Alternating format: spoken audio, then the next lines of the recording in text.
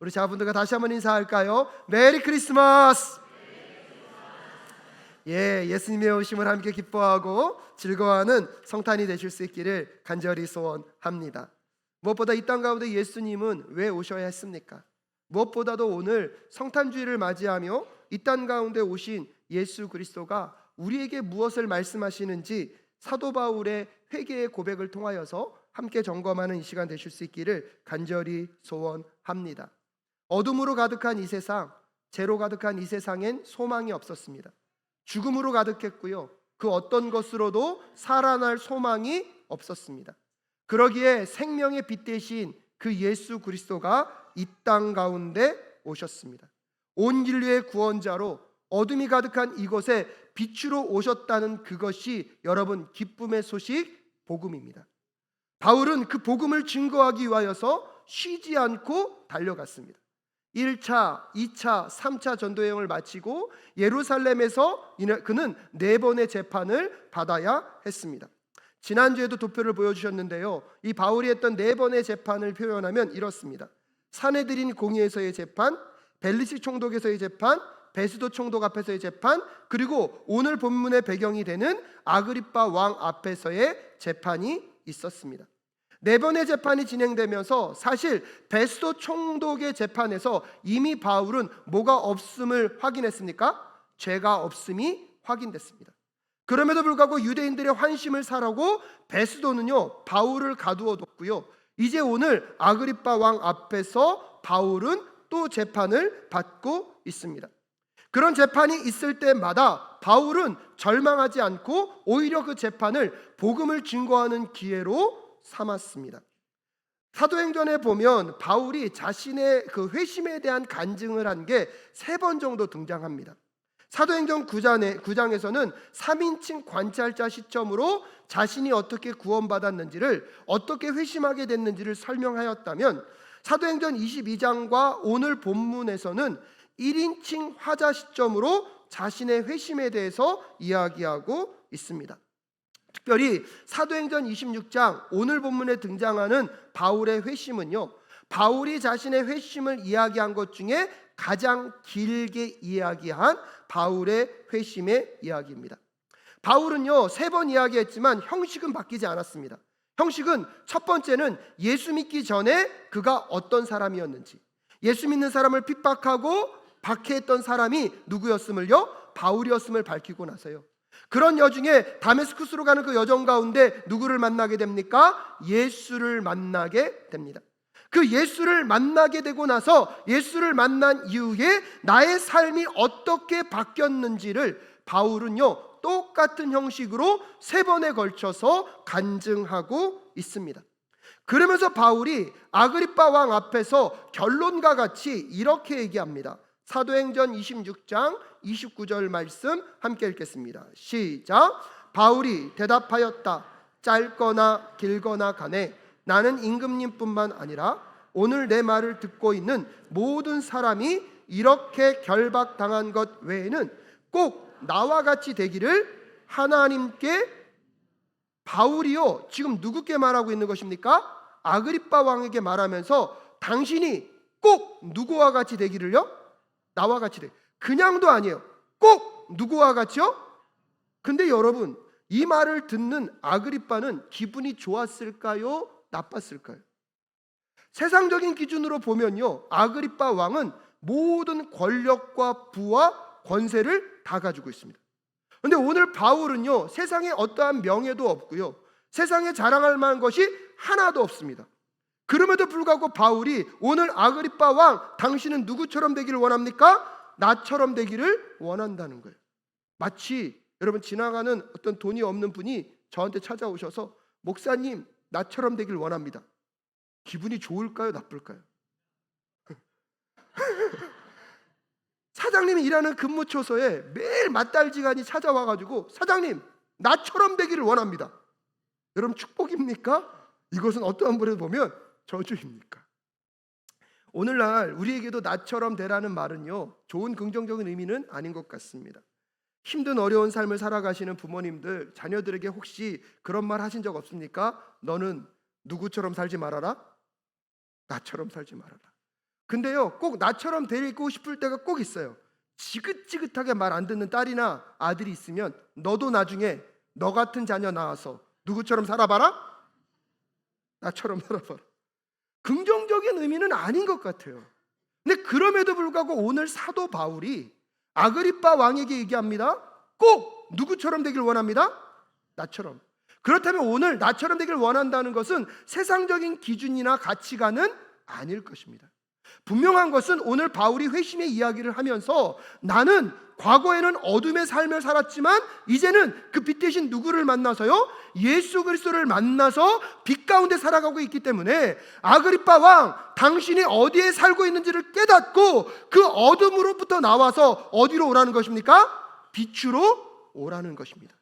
왜냐하면 여러분, 요한복음 1장 3절부터 5절에 보면 예수님이 이 땅에 왜 오셨는지를 여러분 요한복음에서는 이렇게 표현합니다. 함께 읽겠습니다. 시작. 모든 것이 그로 말미암아 창조되었으니 그가 없이 창조된 것은 하나도 없다. 창조된 것은 그에게서 생명을 얻었으니 그 생명은 사람의 빛이었다. 그 빛이 어둠 속에서 비치니 어둠이 그 빛을 이기지 못하였다. 할렐루야. 요한복음에서는 예수님이 이 땅 가운데 왜 오셨다는 것입니까? 이 땅이 어둠으로 가득하다는 거예요. 이 어둠으로 가득한 세상은요, 소망이 없습니다.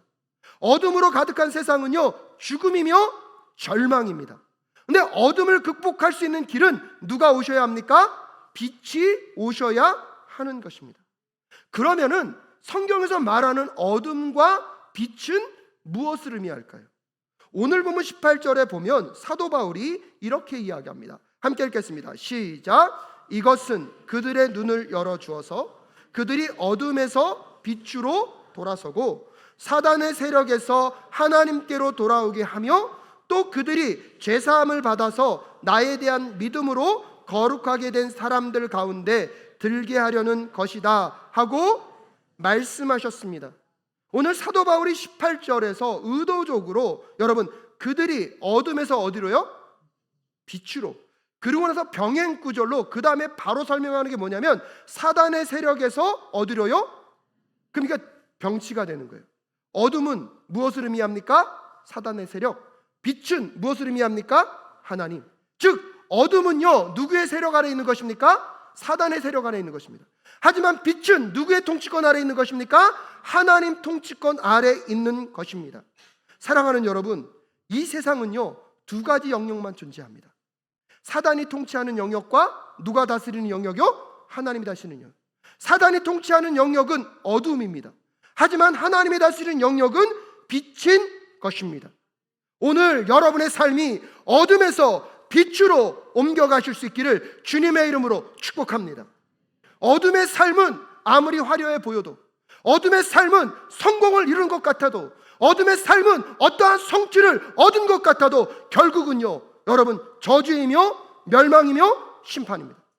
하지만 빛 가운데 거하는 삶은 세상에서 무명하고 세상에선 이룬 것 없고 세상에선 무언가를 성취한 것 같지 않지만 하나님 나라 안에서 영원히 기억될 생명의 삶인 줄로 믿습니다. 근데 문제는 뭐냐면 이 땅을 살아가는 우리가요 어두움에 있는지 빛에 있는지를 알 수 없다는 것입니다. 그래서 첫 번째로 예수님은요 바울에게 하나님의 거룩한 빛을 비추어 주셨습니다. 12절부터 13절 말씀 함께 읽겠습니다. 시작. 한 번은 내가 이런 일로 대제사장들에게 권한과 위임을 받아가지고 다마스쿠스로 가고 있었습니다.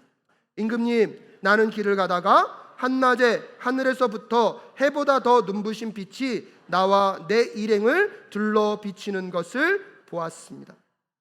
바울은요 유대교를 지키는 것이 하나님을 위한 일이라고 생각했어요.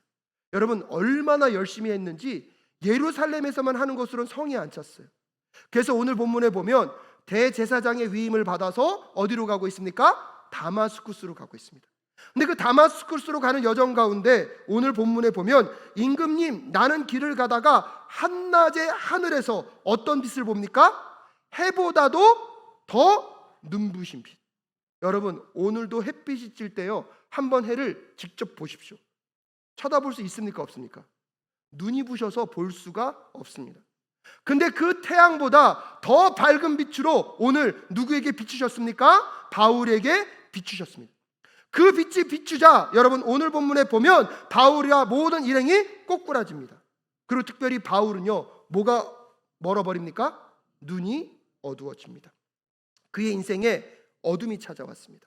가만히 묵상해 보면 여러분 그 빛 때문에 어두워진 것이 아니라 그 빛이 비추어 오므로 그의 영이 어두운 상태가 있었다는 것을 오늘 깨닫게 하셨는 줄로 믿습니다.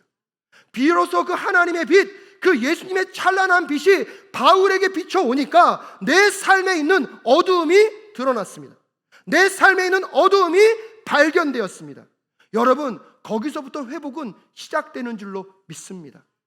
수많은 질병과 아픔의 여정 속에 첫 번째 시작은요 그 질병이 진단되는 것입니다.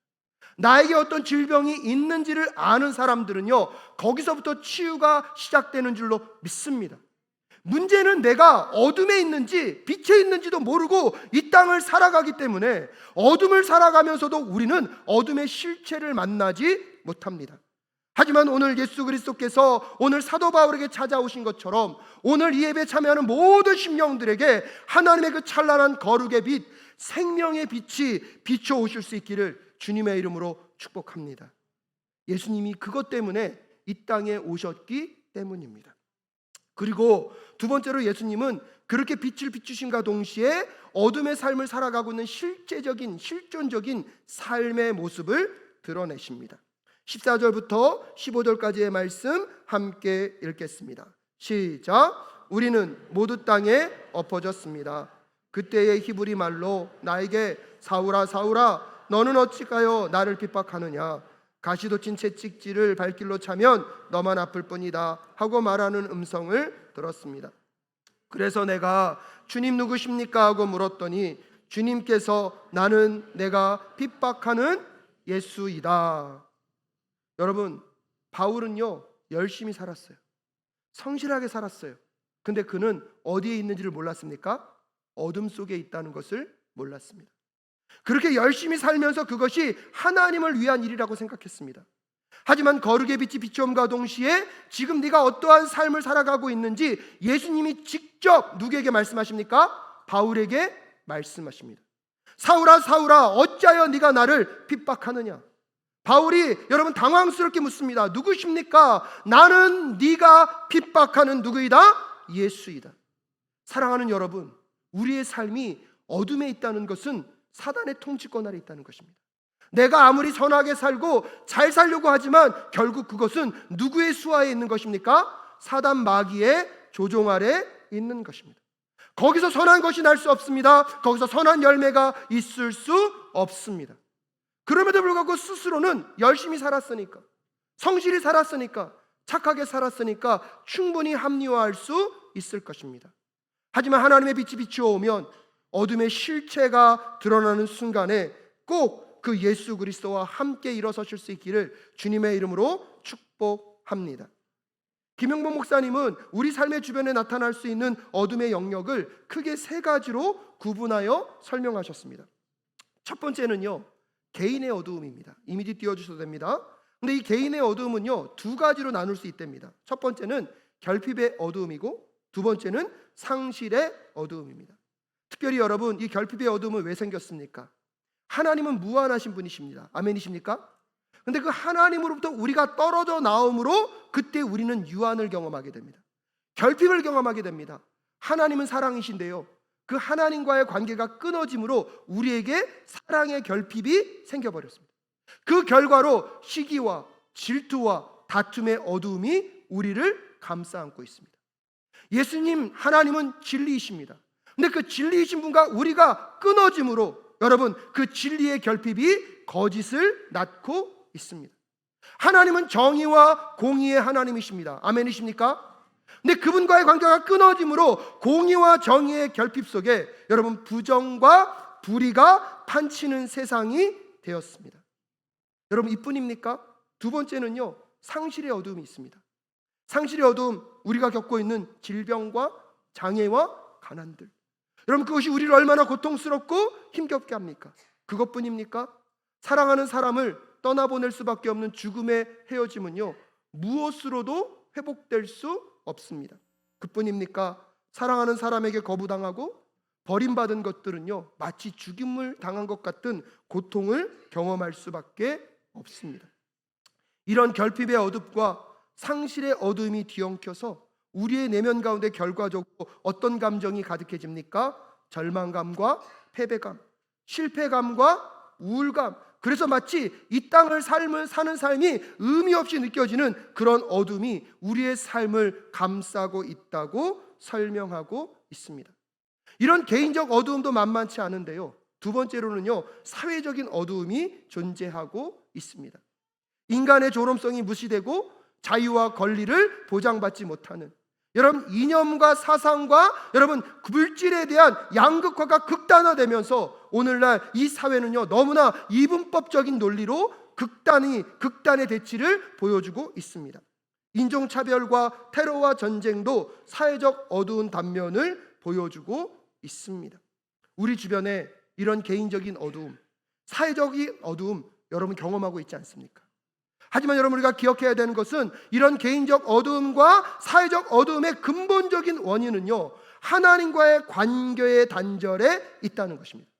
하나님과의 관계의 단절로 인하여서 결핍의 어두움과 상실의 어두움, 여러분, 이것이 만들어내고 있는 사회적인 고통과 아픔들이 계속 뒤엉키면서 사회적 어두움을 증폭시키고 있다는 사실을 우리는 기억할 필요가 있습니다.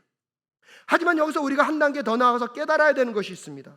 이런 개인적 어두움과 사회적 어두움에 여러분 가장 중요한 뒤에서 역사하고 있는 것이 있는데, 그것이 영적인 어두움입니다. 영적인 어두움에는요, 두 가지가 있습니다. 무지와 오해. 무지는 뭡니까? 과학이 발전되어지고 우리의 이성이 뛰어나다 보니까 내가 이해하고 내가 느끼는 것 외에는 존재한다? 존재하지 않는다? 존재하지 않는다. 영적인 실체와 영적인 세계를 무시해버립니다. 그것이 굉장히 중요함에도 불구하고 그것에 대한 인식이 없는 영적인 무지가 오늘 영적인 어두움을 만들어내고 있습니다. 한편으로 보면 여러분, 영적인 오해도 작동합니다. 이 모든 세상은요, 전능하신 여호와 하나님이 창조하셨습니다. 아멘이십니까? 지금도 그분이 이 모든 것들을 다스리고 통치하고 계신 줄로 믿습니다. 그러면 우리는요, 그 성령 하나님만 의지하고 그 성령 하나님의 말씀에만 순종해야 하는 것입니다. 인생에 어려움과 힘듦이 있다 할지라도 누구께만 물어야 됩니까? 근데 여러분, 왜 기독교인들이 무당을 찾습니까? 왜 주술을 찾습니까?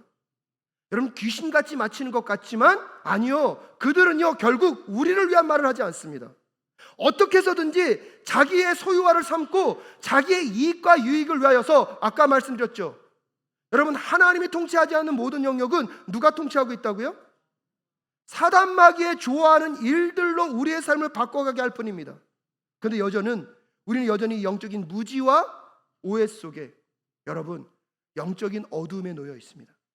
이 영적인 어둠의 문제가 개인의 어두움과 사회적 어두움을 만들고 있다는 사실을 꼭 깨닫는 이 시간 되실 수 있기를 주님의 이름으로 축복합니다.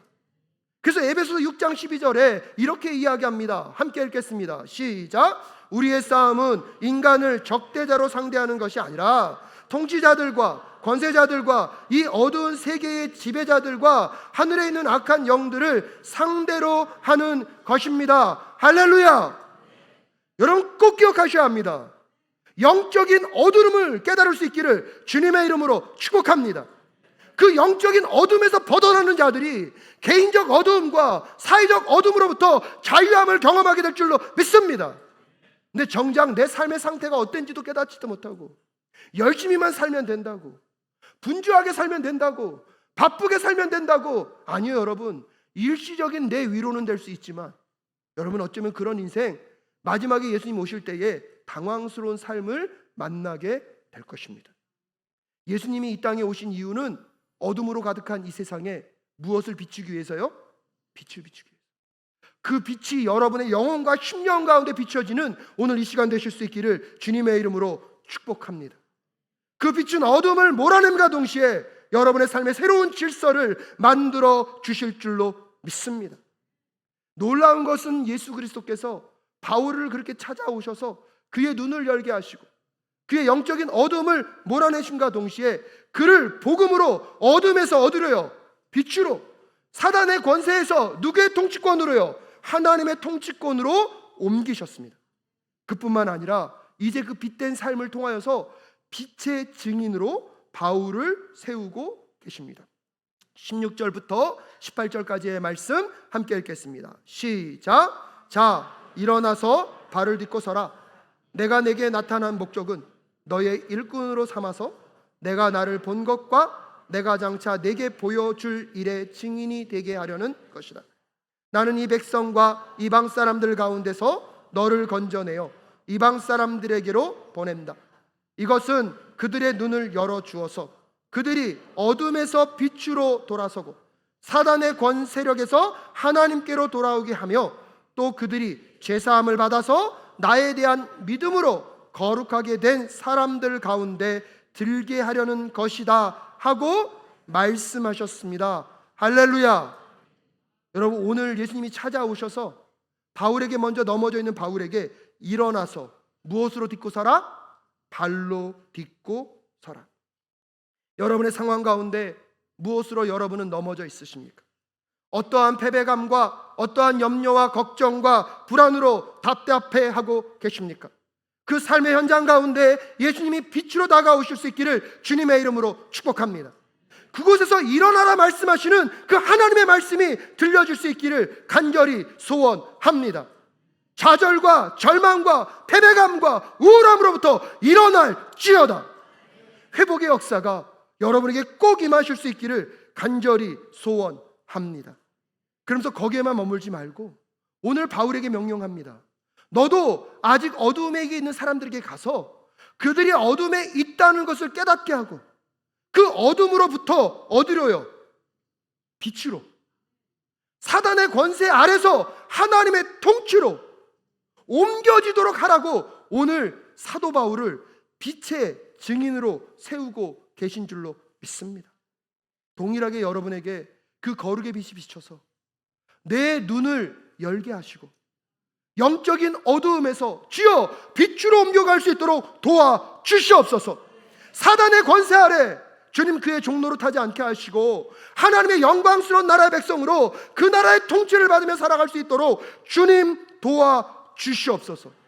그러기에 빛의 자녀들에게 중요한 것은 어둠의 세계 속에서 무엇을 이루고 무엇을 성취했느냐에 있지 않습니다. 더 중요한 것은 어떤 존재로 살아가냐 하는 것입니다. 그럼 꼭 기억하십시오. 어둠 속에서 아무리 위대한 사람이 되었다 할지라도요, 그것은 사라지는 신기루와 같습니다. 마지막 날에 여러분 그것은 그의 영혼에 아무런 도움을 주지 못할 것입니다. 근데 오히려 어둠의 세상을 살아가고 있지만 나에게 얻어진 것, 거둬진 것 하나도 없다 할지라도 누구 안에 살면요? 예수 안에 빛 가운데 살면 여러분 그 빛의 삶은 영원히 기억될 줄로 믿습니다. 그러기에 길어서 다 읽진 않겠지만 고린도후서 6장 6절부터 10절에 보면 여러분 그 성도의 노래가 가능한 것입니다. 10절에 보면 근심하는 사람 같으나 항상 기뻐하고 가난한 사람 같으나 많은 사람을 부유하게 하고 아무것도 가지지 않은 사람 같으나 모든 것을 가진 사람입니다. 할렐루야. 여러분 이것은 존재가 주는 힘입니다. 내가 어떤 존재이냐에 따라서 내가 무엇을 하느냐가 나의 가치를 결정하는 것이 아니라 내가 어떤 성취를 이루었느냐가 나의 성공을 결정하는 것이 아니라 내가 어둠이 아니라 어디에서요? 빛에서. 거기서부터 여러분의 삶의 소망은 시작되는 줄로 믿습니다. 가난하고 무명하지만 이 빛의 삶은요 여러분의 삶 가운데 영광스러운 하나님의 나라를 반드시 보여주게 될 줄로 믿습니다. 그런 점에서 여러분 우리 어르신들의 삶을 격려해 주셨으면 좋겠습니다. 얼마나 힘들고 고단한 삶을 살아오며 자녀들을 위해서 희생하셨습니까? 근데 여러분 어둠으로 가득한 이 세상이요 그의 삶을 함부로 평가해 버렸어요. 함부로 난도질했어요. 제가 어떤 목사님 설교를 듣다가 이 시를 발견하고 몇 번을 읽다가 참 눈물을 많이 흘렸습니다. 오늘 좀 여러분 긴 시지만 앞부분은요 그 어두움 속에서 살아가는 우리들의 실존적 모습을 그대로 보여주고 있는 것 같아요. 그렇다면 여러분, 한번 이 시를 읽으면서 우리에게 필요한 그 빛된 예수님을 바라보실 수 있기를 주님의 이름으로 축복합니다. 한번 같이 읽어볼까요? 제가 읽어드릴게요. 넌 나처럼 살지 마라. 박노해. 아버지, 술 한 잔 걸치신 날이면 넌 나처럼 살지 마라. 어머니, 파스 냄새에 물씬한 귀갓길에 넌 나처럼 살지 마라. 이악 물고 공부해라. 좋은 사무실 취직해라. 악착같이 돈 벌어라. 악하지도 못한 당신께서 악도 남지 않은 휘청이는 몸으로 넌 나처럼 살지 마라 울먹이는 밤. 내 가슴에 슬픔의 칼이 돋아날 때 나도 이렇게는 살고 싶지 않아요. 20살이 되어서도 내가 뭘 하고 싶은지도 모르겠고 꿈을 찾는 게 꿈이어서 억울하고, 어머니, 당신의 소망은 이미 죽었어요. 아버지, 이젠 대학 나와도 내 손으로 당신이 꿈꾸는 밥을 벌 수도 없어요. 넌 나처럼 살지 마라. 그래요, 난 절대로 당신처럼 살지는 않을 거예요. 자식이 부모조차 존경할 수 없는 세상을, 제 새끼에게 나처럼 살지 말라고 말하는 세상을 난 결코 살아남지 않을 거예요. 아버지, 당신은 나의 하늘이었어요. 당신이 하루아침에 벼랑 끝에서 떠밀려 어린 내 가슴 바닥에 떨어지던 날, 어머니, 내가 딛고선 발밑도 무너져 버렸어요. 그날 내 가슴엔 영원히 사라지지 않는 공포가, 영원히 지워지지 않을 상처가 새겨지고 말았어요. 세상은 그 누구도 믿을 수 없고 그 어디에도 기댈 곳도 없고 돈 없으면 죽는구나. 그날 이후 삶이 두려워졌어요. 넌 나처럼 살지 마라. 알아요, 난 죽어도 당신처럼 살지는 않을 거예요. 제 자식 앞에 스스로 자신을 죽이고 정직하게 땀 흘려온 삶을 내팽개쳐야 하는 이런 세상을 살지 않을 거예요. 나는 차라리 죽어버리거나 죽여버리겠어요. 돈에 미친 세상을, 돈이면 다인 세상을. 어두운 세상의 모습을 한켠으로 보여주는 것 같지 않습니까? 부끄럽지 않은데도 부끄럽게 만드는 이 어둠의 세상. 나의 나됨을 살아가기보다 세상의 가치관에 묶여서 살아가야 하는 그 세상. 여러분, 그것이 어둠의 실체입니다. 근데 기억하십시오. 이 어둠이 가득한 그곳에 어둠이 아닌 빛으로 가는 자들에게는 시인의 다음 고백이 우리의 고백이 될 줄로 믿습니다. 그럼 시인의 다음의 고백을 제가 읽어드립니다. 아버지, 어머니, 돈이 없어도 당신은 여전히 나의 하늘입니다. 당신이 잘못 산 게 아니잖아요. 못 배웠어도, 힘이 없어도 당신은 여전히 나의 하늘입니다. 아버지, 어머니, 다시 한번 예전처럼 말해주세요. 나는 없이 살아도 그렇게 살지 않았다고. 나는 대학 안 나와도 그런 짓 하지 않았다고. 어떤 경우에도 아닌 건 아니다 가슴 펴고 살아가라고. 다시 한번 예전처럼 말해주세요. 누가 뭐라 해도 너답게 살아가라고. 너를 망치는 것들과 당당하게 싸워가라고. 너는 엄마처럼 아빠처럼 부끄럽지 않게 살으라고. 다시 한번 하늘처럼 말해주세요. 이 고백이 우리의 고백 될 수 있기를 간절히 소원합니다. 2024년 성탄절을 준비하고 있습니다. 어둠이 가득한 이 세상에 빛으로 오신 그분은 우리가 어둠을 살지 않고 빛을 살기를 원하십니다. 빛 가운데 있는 여러분의 삶, 자녀에게 넉넉한 거 물려주지 않아도 여러분 의미 있고 가치 있습니다. 세상이 말하는 성공과 성취를 거두지 않았더라도 여러분은 여전히 우리의 하늘일 수 있는 것, 여러분들이 예수 잘 믿고 그 빛의 삶을 살았기 때문인 줄로 믿습니다. 그러게 성탄을 다시 한번 준비하고 기념하며 주님, 우리의 삶이 어둠에서 빛으로 갈 수 있도록 도와 주시옵소서. 주님, 우리의 삶이 빛 안에서 살아갈 수 있도록 도와 주시옵소서.